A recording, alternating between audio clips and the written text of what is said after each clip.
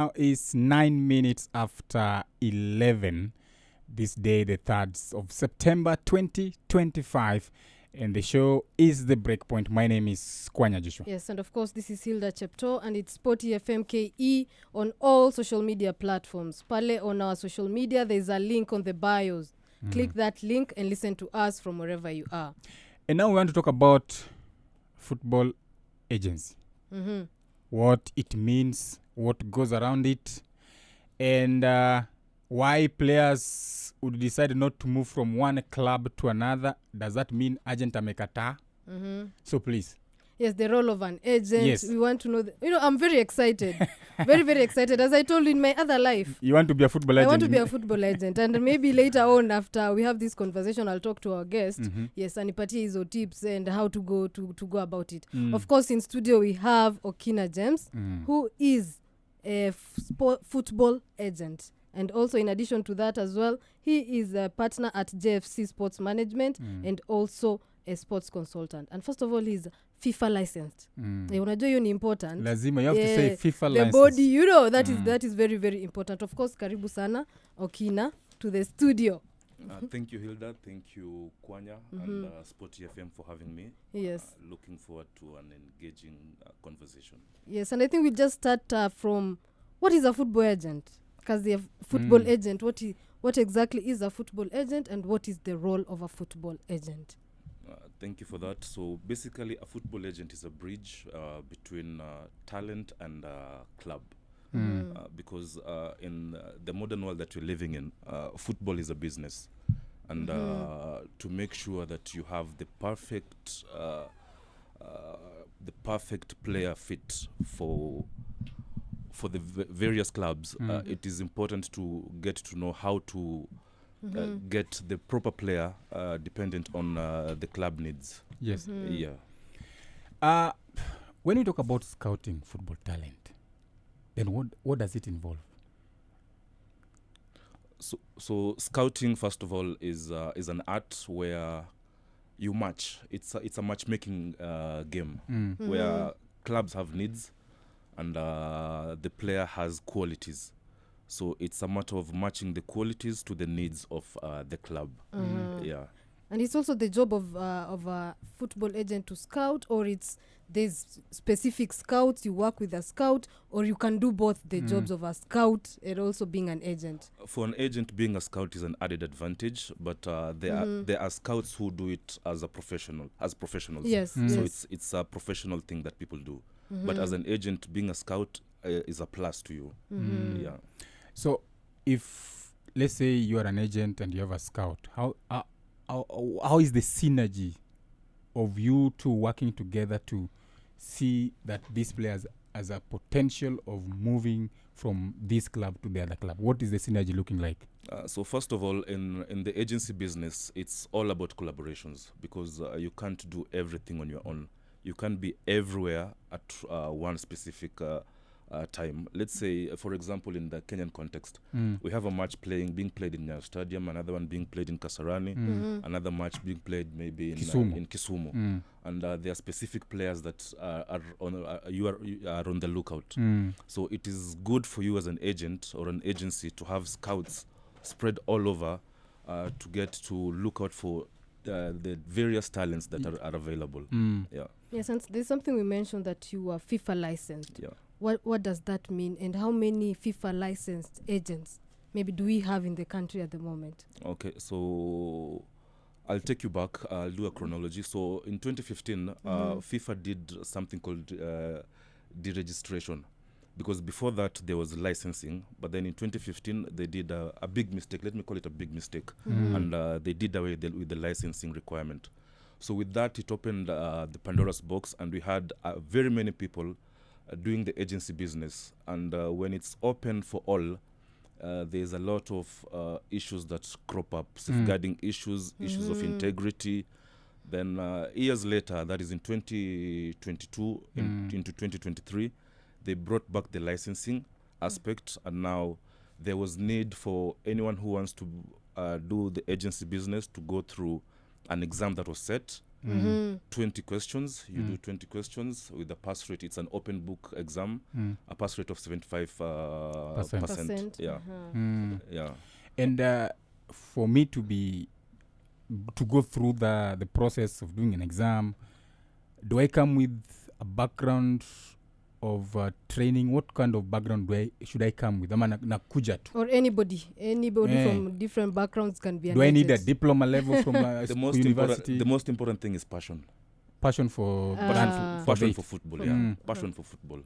That is the most important thing. Yeah, because it's an interesting topic, because most agents I've interacted with have a background in law.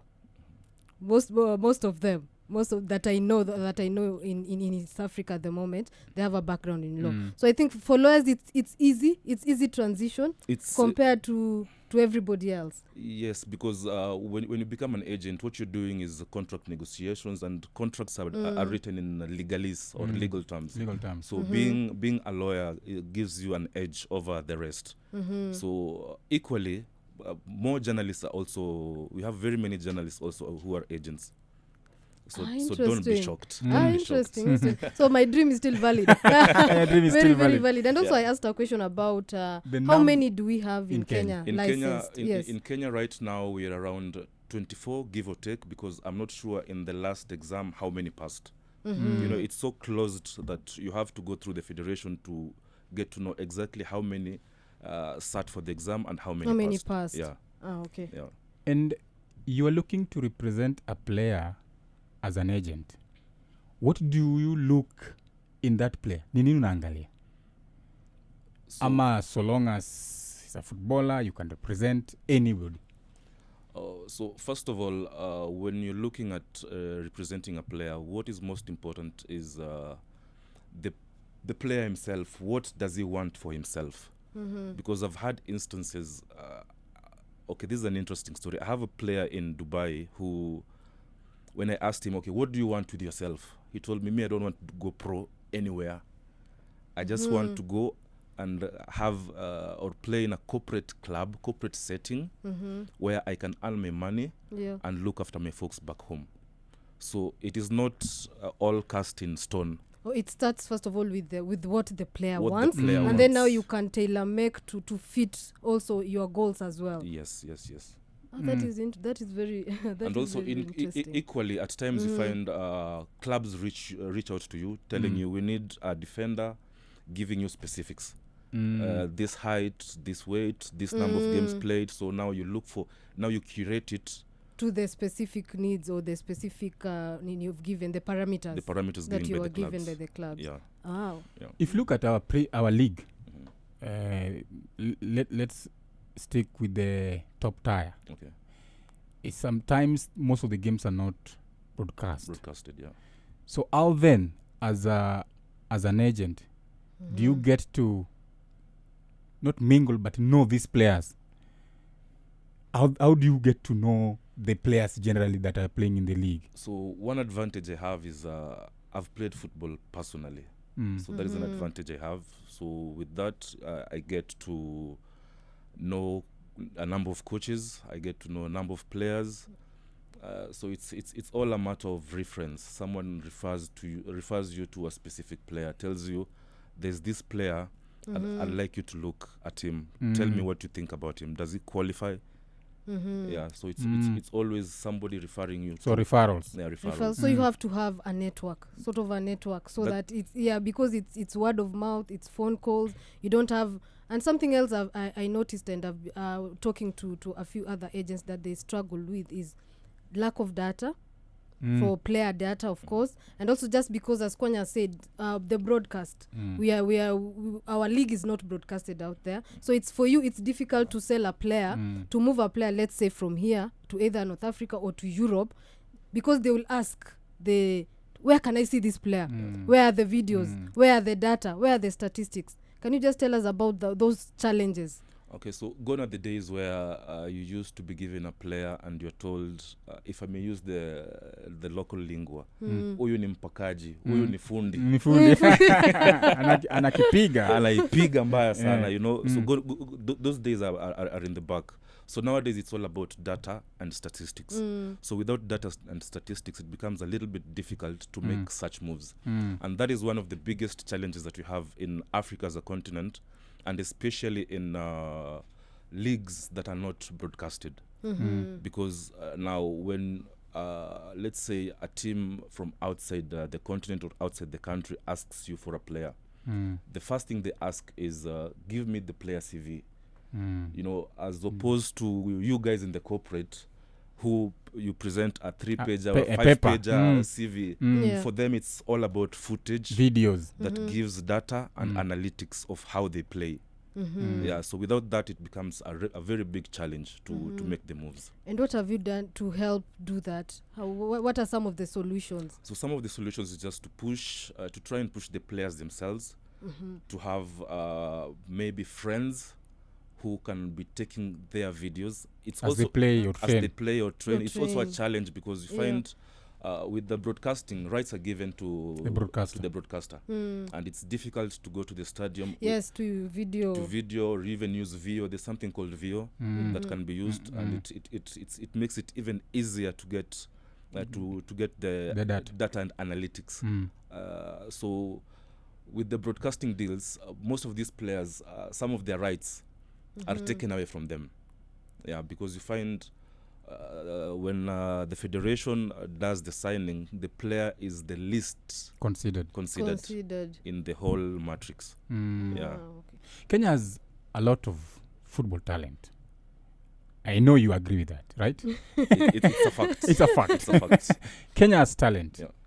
But you find that some of these players, they don't make it to the professional. Most of them don't make it to the professional level. In your experience as an agent, why do you think this happens? Very good question, and I'll start with the lack of structures and systems. So when I say structures and systems, you know, when you say Kenya has or Africa has talent, first of all, considering the geography of the country, you have to go down to the grassroots. And grassroots, I mean the little kids when they're starting out. So now that one involves a lot of talent identification. Now from talent identification is where you start developing the talent. Yeah. And that is a gap that we have in Kenya. And luckily for us, we have academies that are doing that. They're doing the talent identification and development. But now the problem with that is that they're not structured in any way. They're all working in silos without any philosophy, guiding philosophy from the federation. I'll give you an example. In Senegal, all academies are regulated by the government, and all of them play a 4-3-3 system. Such that, if I give a Kenyan context, if you take a boy from Garissa, bring him to a talent development center, let's say in Kasarani, which we don't have again in Kasarani, you take another one from Mombasa, Kisumu, Bomet, everywhere, it becomes easier because they are accustomed to the same system of play and philosophy, the national philosophy. So those are some of the gaps that you have from grassroots. You find that now from grassroots, the kid goes to high school. The school games. The schools are also different. Schools have different interests. Some are more focused on academics than sports. Yes. So if a kid is lucky, find themselves in an institution that is more sports oriented, they're the ones likely to succeed. And these ones mostly you find them in the Western and the Nyanza area. You know, and a few in Nairobi. Yeah. You know, so if you go to Eldoret, it will be apart from 1 or 2. If you go to Northeastern, it's almost 0. You know, so now from there, from high school, now we go to university. We don't have a running university league. Yeah, we don't. It's not plugged into the national federation system. Yeah. So basically what I'm trying to say is that we are lacking the structures and system that helps us the feeder to feed in that system until the national team. Yeah. So that is where we lose out of so many talents along the way. That's a very good point. Yes, and if you look at like just recently in Europe, the transfer window was closed, and players are valued differently. What makes players to be valued differently? Like Kwanya is valued at 10 million euros, and Okina is valued at 200 million euros. What brings this disparity in valuation? So disparity in valuation, first of all, it comes from, it's a national thing, because number one, it goes down to where does Kwanya or Okina come from? How strong is their league? How strong is their national team? What is the FIFA ranking of the national team? What is the FIFA ranking of the different clubs? Because I can give an example from Chan that happened recently. Yes. We had Morocco, Yes. the winners. If you look at the top 20 teams, you'll find Morocco has like three or four teams appearing there. Yes. So by just looking at the clubs present in the top 20 clubs in the world, it tells you how strong their league is. And that goes into the player valuation. Another thing is the data and analytics. Without that, we don't know you. Yeah, so it's just that simple. Yeah. All right. The league, the strength of the league, how your national team is ranked, and of course, and also how you're developed. How you're developed. What does that mean? It goes down to no. That is the technical bit. When I mean technical, is the coaches. How well trained are the coaches that you have? If you go, I know Kwanya. When you go to your village, there are very many teams. But now, do the coaches have proper certification? Not really. So now contrast that to a player who is in Nairobi, for example, playing in a pay-to-play academy. Okay. Yes. With the coaches having maybe a CAF C license or something. You know, these two kids, same age, same country, but now they're being given different inputs. So that goes into the evaluation also. Yes, and maybe just explain to audience what pay to play means in an academy. So pay to play, most academies that we have in Kenya are structured in such a way that for any kid to be a member of the academy, you have to pay a certain amount of money monthly or per term. Contrast it to when I was growing up, we played, I was lucky to be introduced to Maisa. So for Maisa, Madara Youth Sports Association, we were not paying anything. And then it was spread out in Nairobi in such a way that they had different zones across Nairobi. So pay to play limits the number of talent that gets into the academy. Because players from unprivileged, not everybody can afford to pay to be in academy. Yes, and you said most of the time we see raw talent comes maybe, let's say, from the ghettos, from the Kariobangi, from Babadogo. That's where most of the talent comes in. And when now you have an academy set up and you are paying, it's difficult for these kids to join that academy. So you're locking them out. You're locking them out, raw talent. Yeah. Okay. All right. So just before we go for a break, Okina, and every industry or any job has its own challenges. Yeah.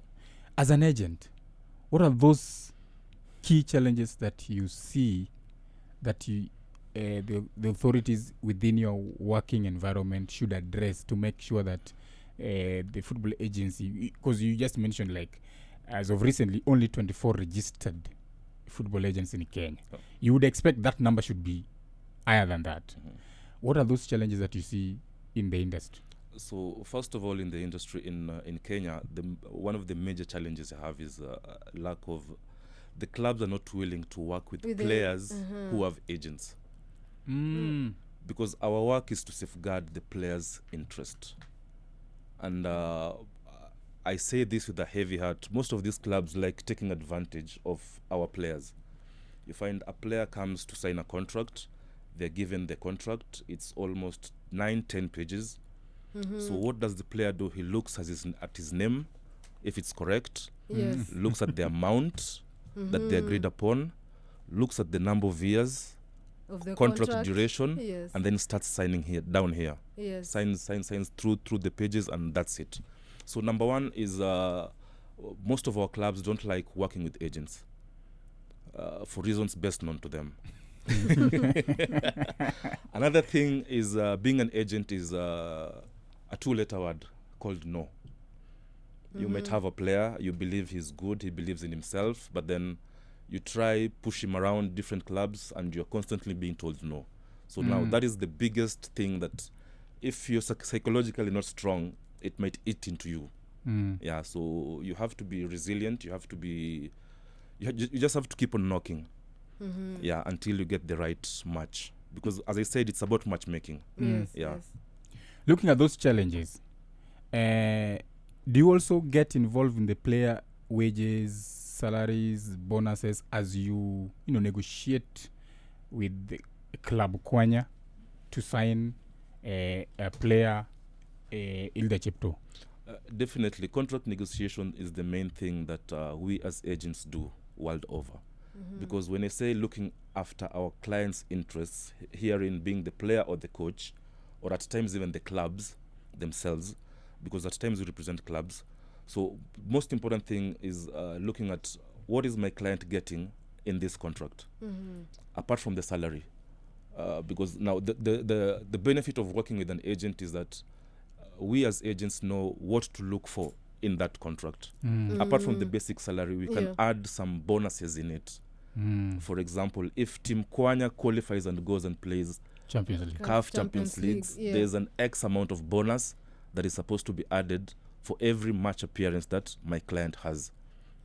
If Team Kwanya proceeds from group stages to maybe the next round, my client is entitled to Y amount of money for being in the team list. And if he scores, maybe if he's a striker, there are more bonuses that are involved in. So it's about getting to know how best can you represent your client, and also, apart from just the basic salary, what other bonuses can you push and have your client have? For example, I can give an example, and it's in relation to a country that most of Kenyans don't like. But in Tanzania, you find the players that have represented in Tanzania, one of the basic things that I usually ask for is mobility for the players themselves. When I say mobility, it's as simple as even a 1500cc vehicle for the player. Because apart from hiyo sikuwa naenda zoezi, because when they're going for training, maybe they might be using the timbers. Yes. So what happens after training? Do you expect the player now to start boarding matatus from point A to point B?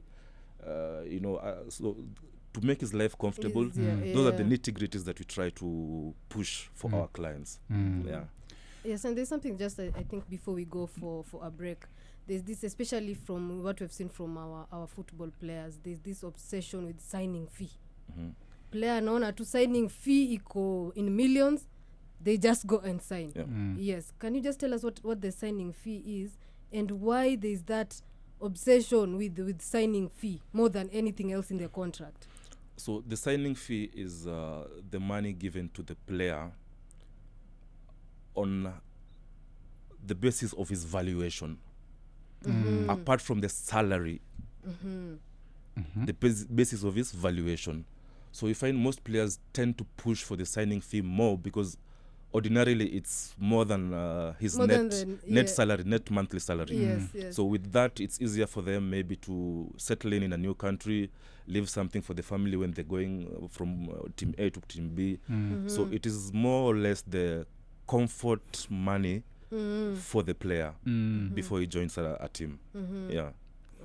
All right. Thank you so much, Okina James, licensed FIFA football agent. FIFA licensed football agent, right? Yes. I should say like that. When we come back, we'll continue with more conversations regarding football agency, how they go through it.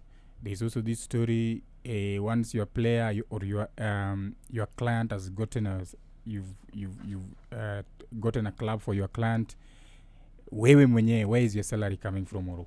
where is your cut? How do you make money? How do you make money? Okina. That's a very, very important part of this conversation when we come back. This is Sport FM, Beyond Sport. Sport.